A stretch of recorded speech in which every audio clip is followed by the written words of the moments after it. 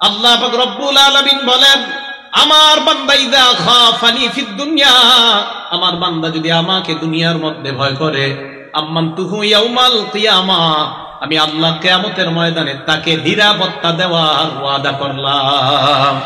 আপনাদের কাছে জানতে চাই, আল্লাহর নিরাপত্তা নামা কিয়ামতের ময়দানে আমাদের দরকার আছে না নাই? তাহলে দুনিয়াতে একমাত্র ভয় করতে হবে কাকে?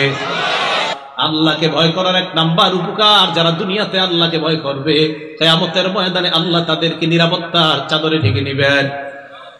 আল্লাহকে ভয় করার 2 নাম্বার উপকার, কিয়ামতের ময়দানে 7 শ্রেণীর মানুষকে আল্লাহ আরশের ছায়া তলে জায়গা দান করবেন। এর মধ্যে এক শ্রেণী হলো ওই বান্দা, বুখারী শরীফের 660 নম্বর হাদিসের বর্ণনা, ওয়া রাজুলুন তালাবাতহু ইমরাতুন যাতু মানসিবিন ওয়া জামাল, সুন্দরী বংশীয় কোন সম্ভ্রান্ত নারী আমাকে আপনাকে তার দিকে আহ্বান করছে অপকর্ম করার জন্য। ওই মুহূর্তে ওই যুবক সুন্দরী ওই নারীর সামনে গিয়ে বলে, ইন্নী আখাফুল্লাহ, আমি আল্লাহরে ভয় করি। যেই ব্যক্তি কোন নারীর সামনে গিয়ে বলে আমি আল্লাহকে ভয় করি, অপকর্ম করতে পারবো না, আল্লাহ নবী কয় এই ব্যক্তিটাকে আল্লাহ কিয়ামতের ময়দানে আরশের ছায়া তলে জায়গা দিয়ে দিবেন। তাহলে আল্লাহকে ভয় করার 2 নাম্বার উপকার, কিয়ামতের ময়দানে আল্লাহর আরশের ছায়া তলে জায়গা পাওয়া যাবে। এই হাদিসের মধ্যে আরেকটা অংশ আছে, ওয়া যাকারাল্লাহ খালিয়ান ফাফাদাত আইনা, কিছু বান্দা আছে রাতের বেলা, সারা দুনিয়ার মানুষ ঘুমায়, 2টা-3টা বাজে আল্লাহর কাছে নির্জনে বসে বসে আল্লাহরে ডাকে আর চোখের পানি পড়ে। অনেক মানুষ ঘুমায়, বিবি ঘুমায়, বাচ্চা ঘুমায়, এই ব্যক্তি উঠে আল্লাহরে স্মরণ করে বলে আল্লাহ লা ইলাহা ইল্লাল্লাহ সুবহানাল্লাহ পরে আর চোখ দিয়ে পানি পড়ে। হাদিস দ্বারা বোঝা যায় এই বান্দাও আল্লাহর ভয়ে চোখ দিয়ে পানি আসে, এই বান্দাকেও কিয়ামতের ময়দানে আরশের ছায়াতলে জায়গা দিয়ে দিবেন। তাহলে আল্লাহকে ভয় করার 2 নাম্বার উপকার, কিয়ামতের ময়দানে আরশের ছায়ায় জায়গা পাওয়া যাবে। আল্লাহকে ভয় করার 3 নাম্বার উপকার, গুনাহ মাফ করে দিবে আল্লাহ সুবহানাহু। আপনাদের একটা মজার হাদিস শোনাই, এটা বুখারী শরীফের বর্ণনা, বুখারী শরীফের 3478 নম্বর হাদিস, 3478 নম্বর হাদিস। এই হাদিসটা মনোযোগ দিয়ে শোনেন। রাসূল আকরাম সাল্লাল্লাহু আলাইহি সাল্লাম বলেন, আন্না রাজুলান কানা ক্বাবলাকুম, তোমাদের পূর্বের জামানায় এক ব্যক্তি ছিল। এই ব্যক্তি এমন একজন ব্যক্তি ছিল, রাসাগাহুল্লাহু মালা, আল্লাহ পাক তাকে প্রচুর সম্পদ দান করেছেন। ফাকালা লিবানিহি, এই লোকটা তার সন্তানদেরকে ডাক দিয়ে বললেন, ও আমার সন্তানরা, দেখেন কি বলে, ফাকালা লিবানিহি লাম্মা হুদিরা, তার যখন মরণ হবে অবস্থা, মারা যাবে লোকটা, ওই মুহূর্তে ছেলেদেরকে ডাক দিয়ে কয়, আইয়া আবিন কুনতু লাকুম, এই আমি তোদের কেমন বাবা ছিলাম একটু বলতো। এক ব্যক্তি, তাকে আল্লাহ প্রচুর সম্পদ দিছে, ছেলেদেরকে ডাক দিছে, সন্তানদেরকে ডাক দিয়ে কয় আমি তোমাদের কেমন বাবা ছিলাম একটু বলো তো। সন্তানরা জবাব দেয়, খায়রা আবিন, আপনি উত্তম বাবা ছিলেন, আপনি অনেক ভালো বাবা। এবার ওই লোকটা জবাব দেয়, ফাইন্নী লাম আমাল খায়রান কত্তু, আমি তো জীবনে কোনো ভালো কাজ করি নাই, এরপরেও তোমরা সন্তানরা আমাকে বলতেছো আমি তোমাদের উত্তম বাবা, কিন্তু আমি জীবনেও ভালো কাজ করি নাই। শোনো তোমরা, ফাইদা মুত্তু, আমি যখন মারা যাই, যেহেতু তোমরা বলছো আমি ভালো বাবা, আর তোমরা আমার একজন ভালো সন্তান, আমাকে তোমরা অনেক ভালোবাসো, তাই বলছো আমি একজন ভালো বাবা। ভালো বাবা হিসেবে তোমাদেরকে আমি ওসিয়ত করে যাচ্ছি, ফাইদা মুত্তু, আমি যখন মারা যাব, ফাহরিকুনি, আমাকে তোমরা জ্বালাইবা, সুম্মা সাকুনি, জ্বালিয়ে কয়লা করে আমার ছাইগুলা তোমরা জাররুনি ফি ইয়াউমিন আসিফ, প্রবল ঝড়ের মধ্যে, বাতাসের মধ্যে ছিটিয়ে দিবা। বুঝছেননি সবাই?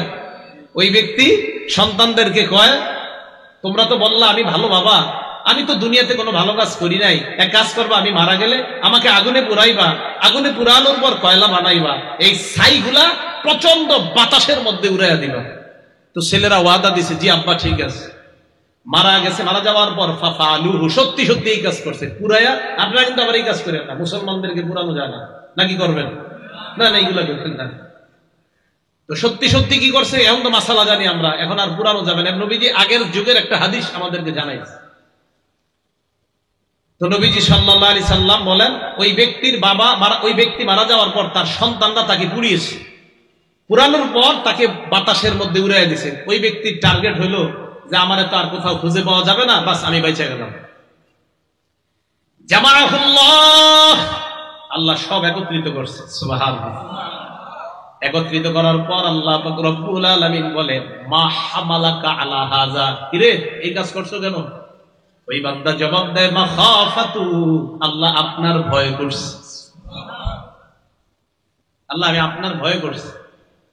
আল্লাহ কথাই কাহা হাদিসে আছে, ফালাকাহু বিরহমাতিল্লাহ, আল্লাহর রহমত তাকে ঢেকে নিয়ে তাকে আল্লাহ মাফ করে দেয়। আল্লাহর ভয় গুনাহ মাফের কারণ। রব্বানি ছাত্রদের 3 নাম্বার বৈশিষ্ট্য, তারা আল্লাহকে ভয় করবে। আর আল্লাহর ভয় যখন আমাদের মধ্যে এসে যাবে, তখন আমাদের গুনাহগুলো আল্লাহ মাফ করে দিবে। আল্লাহকে ভয় করার 4 নাম্বার উপকার, আল্লাহকে যারা ভয় করবে 4 নাম্বার উপকার আল্লাহকে ভয় করার। 3টা জিনিস আছে এমন, যে 3টা জিনিস মুক্তি দেয় মানুষকে, যে 3টা জিনিস নাজাত দেয়, মুক্তি দেয় মানুষকে। কয়টা জিনিস? 3টা। ভালো করে মনে রাখবেন। একটা কিতাব আছে আস-সিলসিলাতুস সহিহা, 1802 নাম্বার হাদিস। এই হাদিসের মধ্যে আল্লাহ নবী বলেন, সালাসুন মুনজিয়াত, 3টা জিনিস আছে মানুষকে মুক্তি দেয়। 1 নাম্বার তাকওয়াল্লাহি আযজা ওয়া জাল ফিস সিদ্দি ওয়াল আলানিয়া, গোপনে প্রকাশ্যে যেই ব্যক্তি আল্লাহকে ভয় করে, ওই ব্যক্তি দুনিয়ার বিপদ আপদ থেকে মুক্তি পেয়ে যায়, আল্লাহ তাকে মুক্তির ব্যবস্থা করে দেয়। গোপনে প্রকাশ্যে সর্ব অবস্থা আল্লাহকে ভয় করে। 2 নাম্বার ওয়াল কাউলু বিল হাক্কি, সত্য কথা বলে। ফির রিজা ওয়াস সাখাত, কেউ সন্তুষ্ট হোক বা অসন্তুষ্ট হোক, এই লোকটা সত্যি কথা বলে। এই লোকটাও সত্যি বলার কারণে সামান্য সময় বিপদে পড়লেও আল্লাহ পাক রব্বুল আলামিন দুনিয়া আখিরাতে তাকে মুক্তির ব্যবস্থা আল্লাহ করে দিবেন। 3 নাম্বার ওয়াল কাসদ, যে ব্যক্তি মধ্যম পন্থা অবলম্বন করে, সচ্ছলতার সময় এবং দারিদ্রতার সময় মধ্যম পন্থা যে ব্যক্তি অবলম্বন করে, এই ব্যক্তিকেও আল্লাহ পাক রব্বুল আলামিন বিপদের সময় মুক্তির ব্যবস্থা করে দেন। তাহলে এর মধ্যে 1 নাম্বার ছিল কি? আল্লাহকে ভয় করা। তো জেনে নিলাম আমরা আল্লাহকে ভয় করার 4 নাম্বার উপকার, বিপদ আপদ থেকে আল্লাহ মুক্তি দান করেন। 5 নাম্বার উপকার আল্লাহকে ভয় করার, জান্নাতে যাওয়ার রাস্তা আল্লাহ সহজ করে দেয়। তিরমিজি শরীফের 2450 নাম্বার হাদিস, 2450, ক্বালা রাসূলুল্লাহ সাল্লাল্লাহু আলাইহি ওয়াসাল্লাম, আল্লাহ নবী বলেন, মান খাফা আদলাজা ওয়া মান আদলাজা বালাগাল মানজিলা। ভালো করে শুনেন, মান খাফা আদলাজা ওয়া মান আদলাজা বালাগাল মানজিলা। আল্লাহ নবী বলেন, যে ব্যক্তি ভয় পায়, আমি মনে হয় ওই সময় যদি রওনা করি আমি আমার কাঙ্ক্ষিত গন্তব্যে পৌঁছতে পারবো না, আমি লক্ষ্যে পৌঁছতে পারবো না। ওই লোক চিন্তা করে, আমি যদি সকাল 10টায় রওনা করি, না না, আমি যেই উদ্দেশ্যে রওনা করলাম আমার উদ্দেশ্য হাসিল হবে না। এই খফার অনুবাদ এটা, মান খাফা, যে ব্যক্তি এই ভয় করে, ব্যাখ্যা আসছে, আল্লাহ ইয়াসিলা ইলাল মানজিল ফিল মিআদ, সময় মতো সে তার মঞ্জিলে পৌঁছতে পারবে না। ওই ব্যক্তি কি করে? আদলাজা, ভোরে ভোরে রওনা করে। জ্ঞানী ব্যক্তিরা ভোরে ভোরেই রওনা করে, বরং রওনা করে গুলিস্তান, সায়েদাবাদ গিয়ে ফজরের নামাজ পড়ে, এরপরে ওখান থেকে রওনা করে। কেন? যে আমি মনে বুঝতে পারবো না যদি আমি পরে রওনা করি। এখন দেখেন নবীজি কি বলে, ওমান আদলাজা বালাগাল মানজিলা, আর যে ব্যক্তি ভোরে ভোরে রওনা করে, ওই ব্যক্তি তার কাঙ্ক্ষিত গন্তব্যে পৌঁছে যায়। এই হাদিস থেকে একটা শিক্ষা আমাদের, আমরা কোথাও রওনা করলে ভোরে ভোরে রওনা করা, সুবহানাল্লাহ, তাহলে সুন্দরভাবে পৌঁছা যায়। আমি কিন্তু আপনার সাধারণত আপনারা বিভিন্ন সফরে নেন দিকে অন্য সময় রওনা করতে হয়, সাধারণত বাড়িতে বা আমার কোনো কাজে আমি রওনা করলে রাত 2টা-3টা বাজে, আলহামদুলিল্লাহ আমার ওই গন্তব্যে আমি রওনা করি, একদম চুপে চুপে জ্যাম মুক্ত ভাবে, কেউরে না জানে আর সহজে গন্তব্যে পৌঁছে যাই। আর হুজুরা জেনে বসে জিজ্ঞেস করে, আপনি আমি তো জ্যাম মুক্ত ভাবে আইসা বলছি। আরে কখন গেলেন? আমি তো ভাই ভোরে ভোরে চলে আসছি। গেলেন, হাদিসে আসছে ভোরে ভোরে রওনা করার কথা, তাই আগে আগে চলে আসছে, পরে আপনার রওনা করলেন, হাদিসে আসছে নবী সাল্লাল্লাহু আলাইহি ওয়াসাল্লাম, যেই ব্যক্তি গন্তব্যে পৌঁছার আশঙ্কা করে সে তাড়াতাড়ি রওনা করে। যাই হোক, এবার মূল কথাটা শোনেন। আল্লাহ নবী বলেন, শোনো, আলা ইন্না সিলআতাল্লাহি গালিয়া, শোনো তোমরা, আল্লাহর পণ্য এটা দামি পণ্য। আল্লাহ নবী বলেন, আলা ইন্না সিলআতাল্লাহি আল জান্নাহ, আল্লাহর পণ্যের নাম হলো জান্নাত, আর ওই জান্নাত হলো আমাদের কাঙ্ক্ষিত গন্তব্য। ওই গন্তব্যে যদি পৌঁছতে হয় তাহলে আল্লাহকে যথাযথভাবে ভয় করতে হবে। তাহলে আল্লাহকে যথাযথভাবে যদি ভয় করা যায়, জান্নাতে কাঙ্ক্ষিত গন্তব্যে পৌঁছার রাস্তা সহজ করে দেয় আল্লাহ। তাহলে আমরা জানলাম আল্লাহকে ভয় করার 5টা উপকার। এই 5টা উপকারের মধ্যে একটা হলো জান্নাতে যাওয়ার রাস্তা সহজ হয়ে যায়, বিপদ আপদ থেকে মুক্তি পাওয়া যায়, আরশের ছায়াতলে জায়গা পাওয়া যায়, কিয়ামতের ময়দানে নিরাপত্তা নামা পাওয়া যায়। রব্বানী ছাত্র যারা হবে, 3 নাম্বার বৈশিষ্ট্য আল্লাহকে ভয় করা। 1 নাম্বার পরিপক্ক জ্ঞানের অধিকারী হওয়া, 2 নাম্বার আল্লাহর নবীর আদর্শ নিজের জীবনে ধারণ করা, 3 নাম্বার যে রব্বানী ছাত্রের জন্য 3 নাম্বার বৈশিষ্ট্য আল্লাহকে ভয় করা। 4 নাম্বার রব্বানী ছাত্রের বৈশিষ্ট্য সবরু, ধৈর্য ধারণ করা। বলেন কি করা? ধৈর্য 3 প্রকার। বলেন ধৈর্য কয় প্রকার? 1 নাম্বার সবরু আলাল বালাই ওয়াল মুসাইব, বিপদ আপদে ধৈর্য ধারণ করা।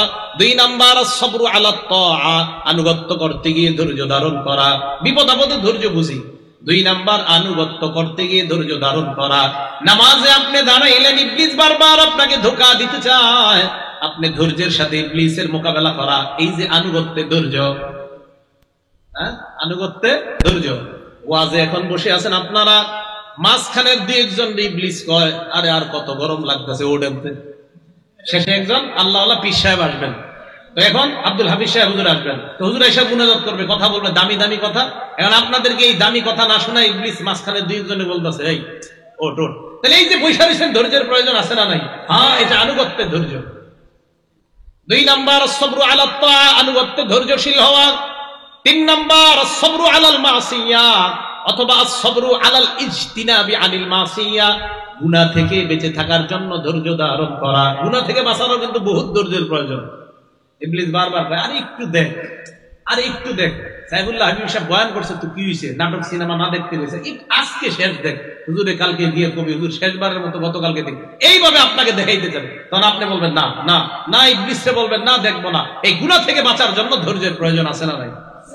এই হলো 3টা ধৈর্য, 3 প্রকার। 1 নাম্বার বিপদে ধৈর্য ধারণ করা, 2 আনুগত্য করার ক্ষেত্রে ধৈর্য ধারণ করা, 3 নাম্বার গুনাহ থেকে বাঁচার জন্য ধৈর্য ধারণ করা। তো বলতেছিলাম রব্বানী ছাত্র যারা হবে তাদের 4র্থ বৈশিষ্ট্য ধৈর্য ধারণ করা। এখন এই মাদ্রাসার ছাত্রদেরকে আমি বিশেষভাবে জিজ্ঞাসা করব, এই মাদ্রাসায় যারা পড়বো ইনশাআল্লাহ, আমাদের কাঙ্ক্ষিত গন্তব্যে পৌঁছার জন্য ধৈর্যের প্রয়োজন আছে না নাই? তো বাস, রব্বানী ছাত্র, জামিয়া রব্বানিয়ার ছাত্ররা যদি রব্বানী আল্লাহ ওয়ালা হতে চায়, 4র্থ বৈশিষ্ট্য অর্জন করতে হবে, ধৈর্যের সাথে পড়াশোনা করে কাঙ্ক্ষিত গন্তব্যে পৌঁছতে হবে। তাহলে 4 নাম্বার ধৈর্য ধারণ করা। সূরা আনকাবুতের 2 নাম্বার আয়াতে আল্লাহ বলেন, আহাসিবান নাস আইয়ুতরাকু আইয়াকুলু আমান্না ওয়া হুম লা ইফতানুন। মানুষ কি মনে করেছে, মানুষ বলবে আল্লাহ আমি ঈমান এনেছি, বাস তারে আমি মুক্তি দিয়ে দিলাম। ওয়া হুম লা ইফতানুন, আর ঈমানদারকে পরীক্ষা করা হবে না। মানুষ কি এমনটা মনে করে? ঈমান আনছো তো পরীক্ষার জন্য তুমি প্রস্তুত হয়ে যাও। ঈমান যারা আনছি পরীক্ষা দিতেই হবে, পরীক্ষার মধ্যে পড়তেই হবে। তা আল্লাহ বলেন আহাসিবান নাস, মানুষ কি মনে করে আইয়ুতরাকু, তাকে এমনি ছেড়ে দেওয়া হবে, আইয়াকুলু আমান্না, যে আমি আল্লাহ তোমার উপর ঈমান আনলাম, এই কথা বলার কারণে তাকে ছেড়ে দেওয়া হবে। ওয়া হুম লা ইফতানুন, আর তার পরীক্ষা নেওয়া হবে না। মানুষ কি এমনটা মনে করে? না। তাহলে বলেন আপনাদের থেকে আমি শুনতে চাই, ঈমান আনছি তো পরীক্ষার সম্মুখীন হতে তৈরি আছি তো সবাই? হতেই হবে পরীক্ষা। তাহলে ঈমান আনছি, মুমিন তো আমরা পরীক্ষার সম্মুখীন হতেই হবে। আল্লাহ আমাদের সকলকে প্রস্তুত থাকার তৌফিক দান করেন। বুখারী শরীফের একটা বর্ণনা, 5652 নাম্বার হাদিস। আব্দুল্লাহ ইবনে আব্বাস রাদিয়াল্লাহু তাআলা আনহু এক ব্যক্তিকে বলে, আলা উরিকা ইমরাতাম মিন আহলিল জান্নাহ, এই আমি কি তোমাকে জান্নাতি একজন নারী দেখায় দিব না? মন দিয়ে শুনেন। হাযিহিল মারআতুস সাউদা, এই কালো নারীটা জান্নাতি। সুবহানাল্লাহ, এই কালো নারীটা জান্নাতি। এমনি বলছে এই কালো নারীটা জান্নাতি। আতাতিন নবী সাল্লাল্লাহু আলাইহি ওয়াসাল্লাম, এই কালো নারীটা আল্লাহর নবীর কাছে আসছে। আসার পর কয়, ইয়া রাসূলুল্লাহ ইন্নী উসরাউ ওয়া আতাকাশশাফু। ইয়া রাসূলুল্লাহ, আমার মাঝে মাঝে মৃগী রোগ হয়। মৃগী রোগ চিনেন না আপনারা? মৃগী রোগের কারণে আমার শরীরের সতর খুলে যায়। ইয়া রাসূলুল্লাহ ফাদউল্লাহ লি, আপনি আল্লাহর কাছে আমার জন্য দোয়া করেন। আল্লাহ নবী তাকে 2টা অপশন দিলেন। 1 নাম্বার আল্লাহ নবী বললেন, আমি তোমার কাছে 2টা অপশন রাখতেছি। 1 নাম্বার, যদি তুমি ধৈর্য ধারণ করো, দেখেন কি কয়, যদি তুমি ধৈর্য ধারণ করো, ইন সাবারতি লাকিল জান্নাহ, এই অসুস্থতায় যদি তুমি ধৈর্য ধারণ করো, তোমার ঠিকানা মরার সাথে সাথে জান্নাত। আরেকটা অপশন হলো দাউতুল্লাহ, আমি আল্লাহর কাছে তোমার জন্য দোয়া করি, আইয়ু আফিয়াকি, আল্লাহ যেন তোমাকে সুস্থ করে দেয়, এই দোয়া করি।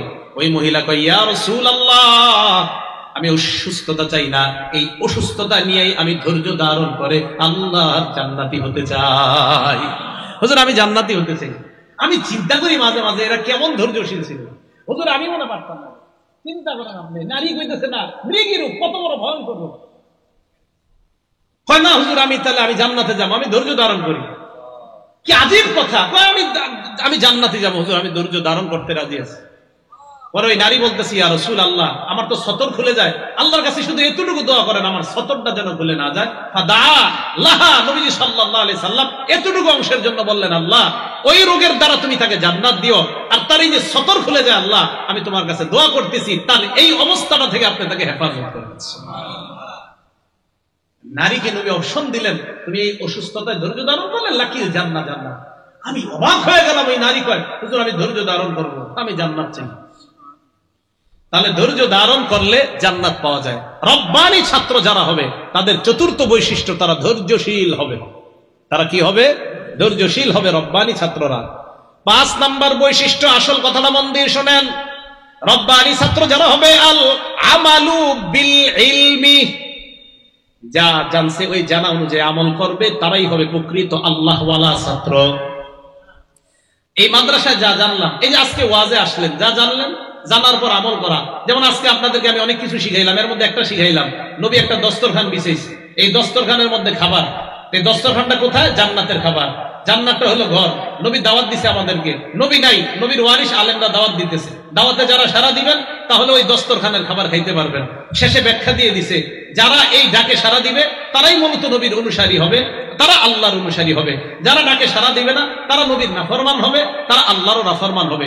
এই যে শিক্ষাটা আমরা শিখলাম, শিখার পর এটা আমরা নিজেরা আমল করব। হ্যাঁ, ওই দস্তরখানের খাবার আমি খেতে চাই, আমরা খেতে চাই, এই জন্য নবীর প্রকৃত অনুসরণ করতে হবে। এই শিক্ষা আমরা জানলাম। আল্লাহ আমাদেরকে আমল করার তৌফিক দান করেন। 5 নাম্বার, আল আমালু বিল ইলমি, যা জানলাম ওই অনুযায়ী আমল করবে আল্লাহওয়ালা ছাত্রের, এটা 5 নাম্বার বৈশিষ্ট্য। এই ব্যাপারে আপনাদেরকে একটা হাদিস শোনাই, তিরমিজি শরীফের 2417 নাম্বার হাদিস।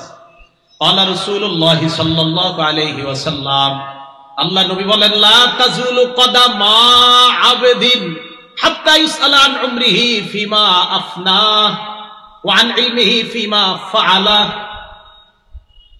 ওয়া আন মালিহি মিন আইনা ইকতাসাবা ফিমা আনফাকা ওয়া আন জিসমিহি ফিমা আবলা।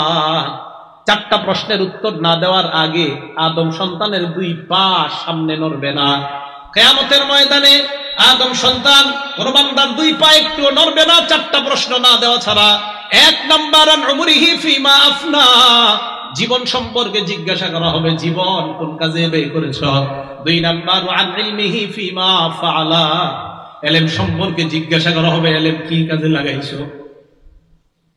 3 নাম্বার জিজ্ঞাসা করা হবে, ওয়ান মালিহি বিন আইনা ইকতাসাবা ফিমা আনফাকা, তোমার সম্পদ কোত্থেকে কামাই করেছো, কোথায় খরচ করেছো। হালাল পথে কামাই করেছো, হালাল খাতে ব্যয় করেছো কিনা, হালাল পথে কামাই করেছো কিনা, হালাল পথে উপার্জন করেছো কিনা, হালাল খাতে ব্যয় করেছো কিনা, প্রশ্ন হবে 3 নাম্বার। 4 নাম্বার, ওয়ান জিসমিহি ফিমা আবলা, শরীর সম্পর্কে জিজ্ঞাসা করা হবে, এই শরীর কোথায় ধ্বংস করেছো। রাতে দরজা লাগিয়ে মা বাবার আড়ালে তুমি তোমার জীবনের যৌবনের উপর কোন অত্যাচার চালিয়েছো কিনা, কিয়ামতের ময়দানে আল্লাহর কাছে জবাবদিহিতা করতে হবে। জিসমিহি ফিমা আবলা, জীবন শরীর ধ্বংস করেছে কিনা কোন সন্তান, এটার জবাবদিহিতা আল্লাহর কাছে করতে হবে। তাহলে 2 নাম্বার ইলম, এলেমর প্রশ্ন করা হবে, এই এলেম অনুযায়ী আমল করছো কিনা।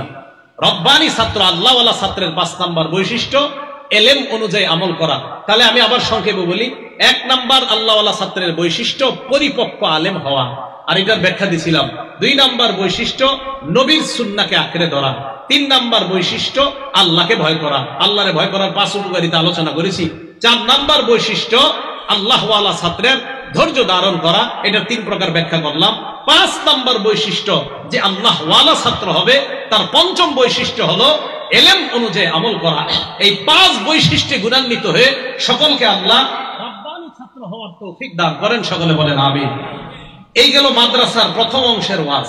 মাদ্রাসার নাম কি? জামিয়া রব্বানিয়া। এটা হলো প্রথম অংশ।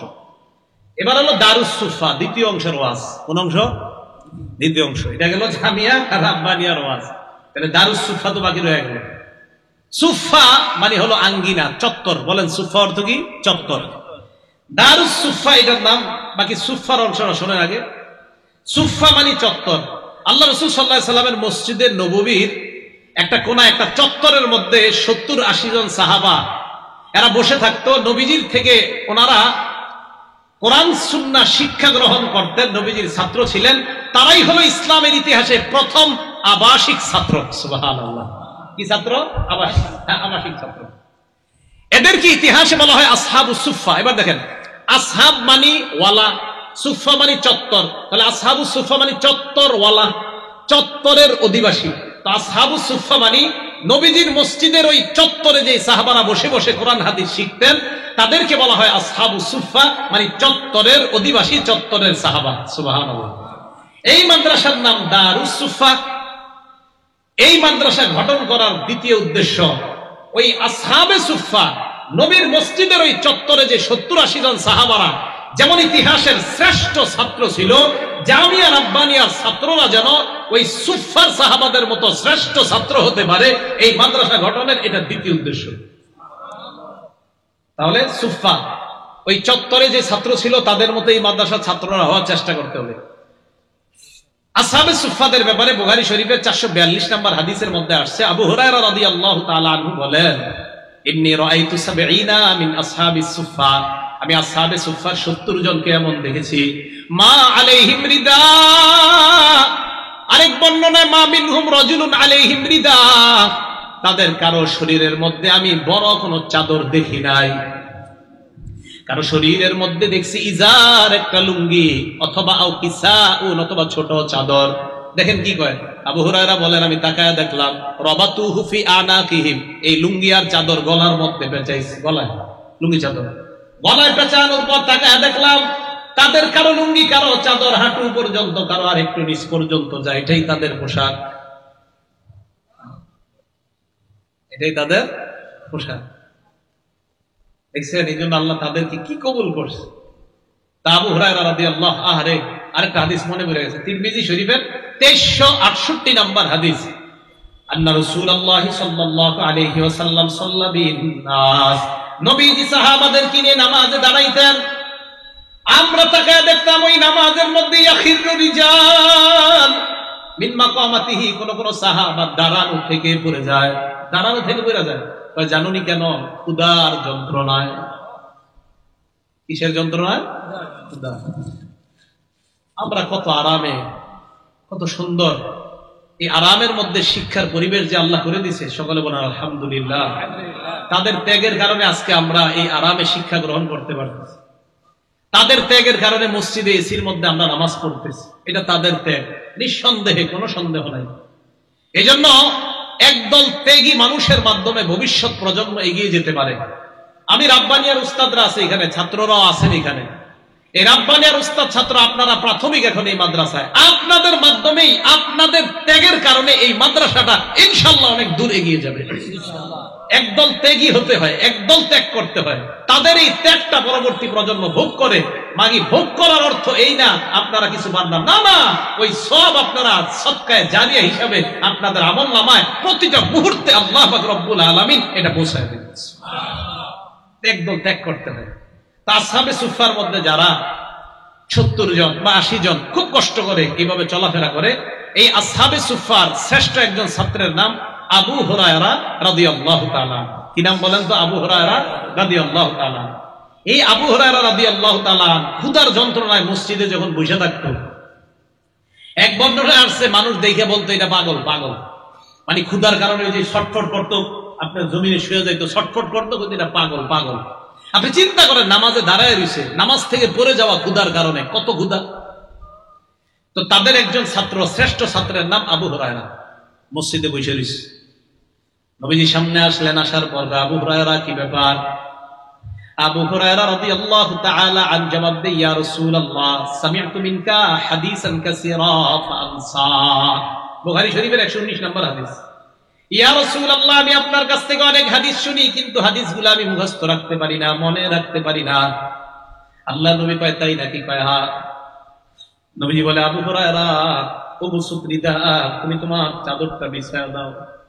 আমাদেরকে যদি স্বপ্নে ঈশা নবী একবার এরকম চাদর বিছাইয়া দিতেন। আবু হুরায়রাকে বললেন, চাদরটা বিছাও। আবু হুরায়রা বলেন, ফাবাসাতহু, আমি আমার চাদর বিছাইলাম। চাদর বিছানোর পর তাকায় দেখলাম, গরাফা বিয়াদাইহি, আল্লাহ নবী কি যেন এইভাবে চাদরের মধ্যে ঢেলে দিচ্ছে, হাতে কিছু নাই, হাতে কিছু নেই। ঢেলে দেওয়ার পর আল্লাহ নবী বললেন, আবু হুরায়রা, আযুম্মু, এটা এবার তুমি তোমার বুকের সাথে মিশাও। আবু হুরায়রা বলেন, জমামতুহু, আমি ওই চাদরটা আমার বুকের সাথে এইভাবে আমি মিশাইলাম। আবু হুরায়রা বলেন, আল্লাহর কসম, ওই দিনের পর থেকে ফামা নাসিতু বাদাহু শাইআ, ওই চাদর বুকের সাথে মিশানোর পর আমি যা শুনি আর কখনো ভুলি না, যা শুনি আর কখনো ভুলি না। আচ্ছা, কি এই মাদ্রাসার এই ছাত্রদের এমন ছাত্র হওয়া দরকার আছে না নাই? আমাদের সাইফুল্লাহ হাবিবি সাহেব হুজুর আমার গতকালকে বলছে, আমার বলছে, উনি ওনার উদ্দেশ্য ব্যক্ত করছে। তো বললেন যে উদ্দেশ্য হলো এই মাদ্রাসার নামকরণের দুটি উদ্দেশ্য। এক, এখানে ছাত্ররা যেন রব্বানি আল্লাহ ওয়ালা ছাত্র হয়, এটা হলো 1 নাম্বার উদ্দেশ্য। 2 নাম্বার উদ্দেশ্য হলো এখানে ছাত্রগুলা যেন ওই সুফা, আসহাবে সুফা, নববীর মসজিদে নববীর চত্বরে যে ছাত্ররা ছিল তাদের মতো যেন হুজুর এই জায়গায় এক একটা ছাত্র তৈরি হয়। এটা হলো এই মাদ্রাসার নামকরণের 2টি উদ্দেশ্য। এখন আপনাদের কাছে জানতে চাই, এই যে মাদ্রাসা নামকরণের 2টি উদ্দেশ্য, এই 2টি উদ্দেশ্য বাস্তবায়ন করতে আমাদের যদি মাঝে মাঝে উনি আমাদেরকে ডাকে, কোনো কারণে আমাদেরকে ডাকে, দোয়ার প্রয়োজন হয়, পরামর্শ দেওয়ার প্রয়োজন হয়, যে কোনো ভাবে আমাদেরকে ডাকলে আমরা ইনশাআল্লাহ তার আহ্বানে সাড়া দিতে তৈরি আছি ইনশাআল্লাহ। আসহাবে সুফার যে ছাত্ররা পড়াশোনা করত, তাদের জন্য কিন্তু আরেক দল মানুষ কাজ করত বাহিরে গিয়ে, জানেন? এরা পড়াশোনা করত, আরেক দল গিয়ে কাজ করত, তারা বিভিন্ন জিনিস সংগ্রহ করে আনতো, আর আসহাবে সুফার ছাত্ররা লেখাপড়া করত। এজন্য আমি আপনাদের কাছে আবদার করে যাব, ওনার এই মাদ্রাসা তো ওনার না, উনি প্রতিষ্ঠা করছে, উনি মরে যাবে, কালকে চলে যাবে, পরের দিন চলে যাবে, একদিন চলে যাবে, আরেকজন এখানে দায়িত্বে আসবে, উনিও চলে যাবে, আরেকজন আসবে। তবে মনে রাখবেন, দিনই প্রতিষ্ঠান কখনো থেমে থাকবে না, এটার জয়রথ সামনের দিকে চলবেই। মানুষগুলা চলে যাবে, প্রতিষ্ঠানগুলা চলে যাবে না। তাই এই প্রতিষ্ঠানের দেখাশোনার দায়িত্ব কাদের বলেন তো? আমাদের জোরেও নেই, কাদের বলেন? এই মসজিদ মাদ্রাসা এগুলা দেখাশোনার দায়িত্ব কাদের? আমাদের। ইনশাআল্লাহ মহব্বত করবো তো ইনশাআল্লাহ। তাহলে জামিয়া রব্বানিয়া আল্লাহ ওয়ালা ছাত্র হবে এখানে, আর আসহাবে সুফার মতো ছাত্র যেন এখান থেকে তৈরি হয়, এই চেষ্টা, এই প্রচেষ্টা মাদ্রাসার উস্তাদ ছাত্ররা যেন করতে পারে, আমরা এলাকাবাসীরা যেন দোয়া করতে পারি, আল্লাহ আমাদেরকে তৌফিক দান করেন। শেষ কথা, এই মাদ্রাসার ছাত্র উস্তাদ যারা, আমরা একটা কথা মনে রাখবো, মাদ্রাসায় আমরা যে সমস্ত ছাত্ররা পড়াশোনা করব, আলেম হব, এখান থেকে আমরা হাফেজ হব, কারি হব, আমাদের মধ্যে যেন কখনো রিয়া কাজ না করে, লৌকিকতা কাজ না করে, মানুষকে দেখানো কাজ না করে, বরং আল্লাহকে খুশি করা এই কাজ যেন করে। বলেন তো, আমাদের পড়াশোনার উদ্দেশ্য কাকে খুশি করা? তিরমিজি শরীফের 2383 নম্বর হাদিস। এই হাদিসের মধ্যে রাসূল আকরাম সাল্লাল্লাহু আলাইহি সাল্লাম সাহাবাদেরকে বললেন, তাআওয়াযু বিল্লাহি মিন হুব্বিল হুজন, তোমরা হুব্বুল হুজুন থেকে বাঁচো, তোমরা হুব্বুল হুজুন থেকে আল্লাহর কাছে পানাহ চাও। বলেন হুব্বুল হুজুন, বলেন আবার বলেন হুব্বুল হুজুন।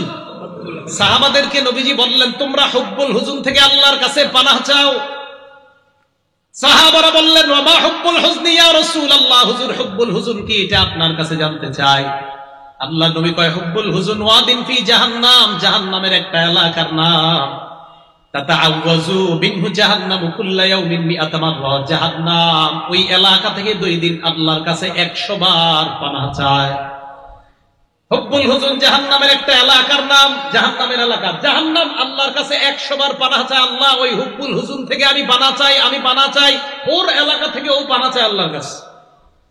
সাহাবারা প্রশ্ন করলেন, ওমাইয়াল খুলুহু ইয়া রাসূলুল্লাহ, এই জাহান্নামের মধ্যে কারা প্রবেশ করবে? নবী জবাব দিলেন, আল কুররা আল মুরাউনা বিআমালিহিম, কারি সাহেবরা, হাফেজরা, আলেমরা, যারা দেখানোর জন্য আমল করে তারা এখানে প্রবেশ করবে হুব্বুল হুজুর নামক জাহান্নামে, হুব্বুল হুজুর নামক এলাকায়। তাহলে হুব্বুল হুজুরে যেন আমাদের প্রবেশ করতে না হয়, রিয়া মুক্ত আমল যেন আমরা করতে পারি, আল্লাহ তৌফিক দান করেন। তাহলে রব্বানি ছাত্র, রব্বানি আলেম হওয়ার গুণ কয়টা বললাম বলেন তো? 5টা। ভুলে গেছে সবাই? রব্বানি ছাত্র হওয়ার গুণ কয়টা? 5টা। 1 নাম্বার পরিপক্ক আলেম হওয়া, 2 নাম্বার নবীজির সুন্নতকে অনুসরণ করা, আঁকড়ে ধরা, 3 নাম্বার আল্লাহকে ভয় করা, 4 নাম্বার ধৈর্য ধারণ করা, 5 নাম্বার এলেম অনুযায়ী আমল করা। এলেম অনুযায়ী কি করা? আমল করা। এটা হলো জামিয়া রব্বানিয়া কায়েম করার উদ্দেশ্য। দ্বিতীয় দারুস সুফা। দারুস সুফা, এই মাদ্রাসার নাম দারুস সুফা রাখার উদ্দেশ্য আসহাবে সুফা তথা মুহাম্মদ সাল্লাল্লাহু আলাইহি ওয়াসাল্লামের মসজিদে নববীর আবাসিক যে মাদ্রাসার ছাত্ররা ছিল, এদের মতো যেন এই মাদ্রাসার ছাত্র গড়ে উঠতে পারে, এই লক্ষ্যে এই মাদ্রাসার নামটি এত সুন্দর রাখা হয়েছে। আমরা আল্লাহর কাছে দোয়া করব এই মাদ্রাসাটা যেন আল্লাহ কবুল করে নেয়, মাদ্রাসার আসাতিজা, মাদ্রাসার তুল্লাব সকলকে যেন আল্লাহ কবুল করে নেয়। সর্বশেষ আবেদন, আব্দুল হাফিজ সাহেব হুজুর, পীর সাহেব হুজুর, শেখুল হাদিস আল্লামা আব্দুল হাফিজ সাহেব হুজুর আসবে, আসার পর আপনাদের সামনে কথা বলবে, আমরা কেউ উঠবো না। হুজুর দিলের খোরাকের জন্য যা যা প্রয়োজন ইনশাআল্লাহ আলোচনা করবে। আল্লাহ পাক রব্বুল আলামিন আমাদের সকলকে যা শুনলাম বললাম এই কথাগুলোর উপর যেন আমরা আমল করতে পারি, আল্লাহ তৌফিক দান করেন। আমিন ওয়া আখিরু দাওয়ানা আনিল হামদুলিল্লাহি রাব্বিল আলামিন।